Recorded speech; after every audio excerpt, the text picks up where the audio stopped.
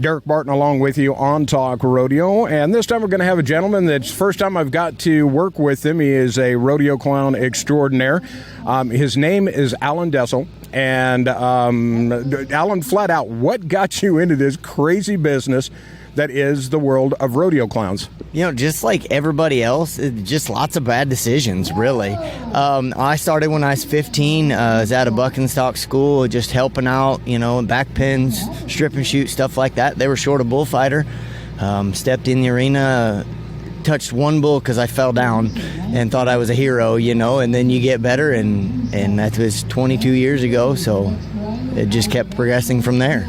Now, you actually did do a stint as a bullfighter before you became a clown, or did you go strictly into clowns? No, I fought bulls for 20 years. Just quit last year. Didn't do a whole lot of it the last few years, but it was just time to walk away. There's a lot of guys out there making a living, probably at the top of their game. I necessarily wasn't, so it was time for me to step out and focus solely on the clowning side of it, which I'd been doing for years too, doing double duty, I guess. And it is kind of like a drug, so to speak, that, once you get rodeo in your blood, it's hard to get it out. It is, and it's not even so much the rodeo, it's just everything else along with it. It's the family, the people you meet, the fans, it's all that. Like I tell people, and it's honest to God truth, every good thing in my life has come from rodeo, either direct or indirectly from it. I mean, I met my wife at high school rodeos. From the careers that I have outside of rodeo is from connections because of rodeo.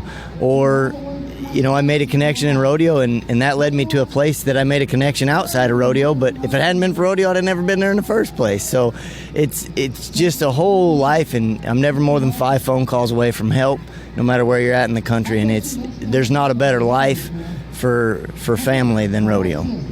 We're talking with rodeo clown and barrelman Alan Dessel here on Talk Rodeo. Because you were a bullfighter and you've had a chance to work with some of the best clowns in the business, coming up with acts, because it's all been done in one form or another. How tough is it when you're deciding, okay, I'm going to give up the bullfighting and hang up the cleats, but I'm still going to be involved in rodeo and being a funny man? How tough is it to come up with an act and find something that is original that kind of sets you apart? It's extremely hard. A lot of people think, oh, this would be a great act, and any clown out there that knows and has done it for very long has 25 people tell them a week, oh, you should do this for an act. We can make an act out of this. And the worst part about it is it's funny for about 30 seconds, and then what are we going to do for the next 4.5 minutes? So finding something that's original that you can make comedy for 5, 6, 7 minutes, depending on what they need at that rodeo, is hard, and it takes a lot of driving. And the only good part is we get a lot of windshield time to think about them. So it's just hard to do. Now I got a question. I've only asked this as a couple, and one was Keith Isley. But to be funny, are you born with it, or can you learn it? Natural funniness, I think you're born with. Some people have the voice that's just naturally funny. Some people just have the antics that are naturally funny, and those are things you can't learn. Now, you may develop them as you go through school, generally, as the class clown, but those things you have, and you learn to hone in on what you're good at and what you know and what your body and your voice and those kind of things, what those things your strong suits there. There's a lot of stuff that you can learn. Anybody can learn to. So here, rodeo clown, barrelman.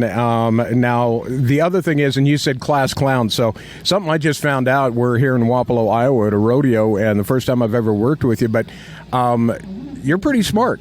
You've done some college and stuff. Now, when Kelly was saying physics and stuff, you've got some degrees. What did you study in college? So, I have a Bachelor of Science in physics. I have a minor in math and then a minor in education.